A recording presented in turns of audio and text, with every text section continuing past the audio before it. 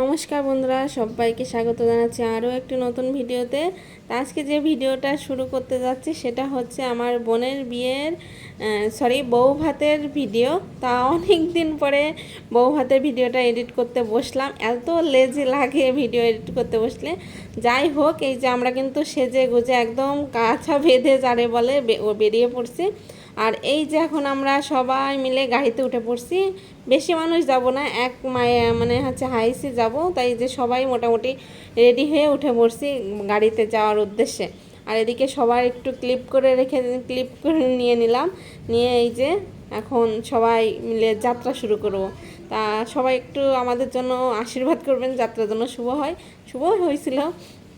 তা যাই হোক, এই যে এখন আমরা অর্ধেক পথ চলে আসছি, অনেক দূরের পথ, যেহেতু আমাদের বাসা থেকে অনেক দূর। হ্যাঁ, যে যশোর খুলনা পর্যন্ত যেতে হবে। এই যে আমরা যশোরের কাছাকাছি এসে কিন্তু এই যে একটু ক্লিপ নিয়ে নিলাম। হ্যাঁ, যে যাচ্ছি আর আমি এই যে এদিকে ঘুম। আর এই যে ঘুমের মধ্যে আমরা একটা ব্রেক নিছিলাম, কারণ সবারই কিন্তু মেয়ে মানুষ যেহেতু আছে, সেখানে ভমিটিং হবে না সেটা কি মানা যায়? তা সবারই একটু একটু করে খারাপ লাগতেছিল। এই জন্য এক জায়গায় দাঁড়িয়ে আমরা হামলা করেছি। দেখুন, মনে হচ্ছে যে পুরো সবাই মিলে জুড়ে বসছি। ওই দোকানটার যে কত লাভ হয়েছে তার নেই ঠিক। যাই হোক, অনেক কিছু কিনছিলাম, অনেক কিছু খাওয়া দাওয়া করছিলাম, করে এই যে আমরা কিন্তু চলে আসছি ফাইনালি আমার বোনের বাড়িতে।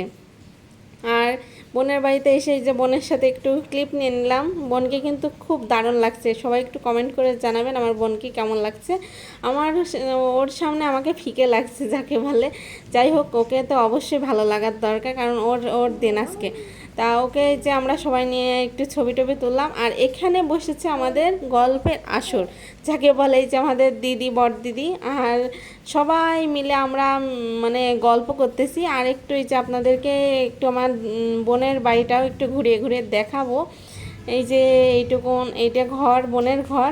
আর এই যে ওদিকে ডাইনিং রুম আছে। যাই হোক, এই যে মেন আকর্ষণ হচ্ছে এই যে মন্দিরটা দেখে এত ভালো লাগছে, খুবই সুন্দর মন্দিরটা। আমাদের যা মা তার মন্দির, সে কিন্তু খুবই সুন্দর করে গুছাই রাখছে। আর এদিকে এই যে আমরা দাঁড়িয়ে দাঁড়িয়ে দেখতেছি সব রুম, ঘুরে প্রথম গেছি, সেটা ঘুরে ঘুরে দেখতে দেখতে কিন্তু অনেকটাই বেলা হয়ে গেছে। আর ওদের কিন্তু সেই যে ঘরোয়া বউ ভাত হচ্ছে, সেইভাবে ঘরোয়াভাবেই কিন্তু বউ ভাতের আয়োজন।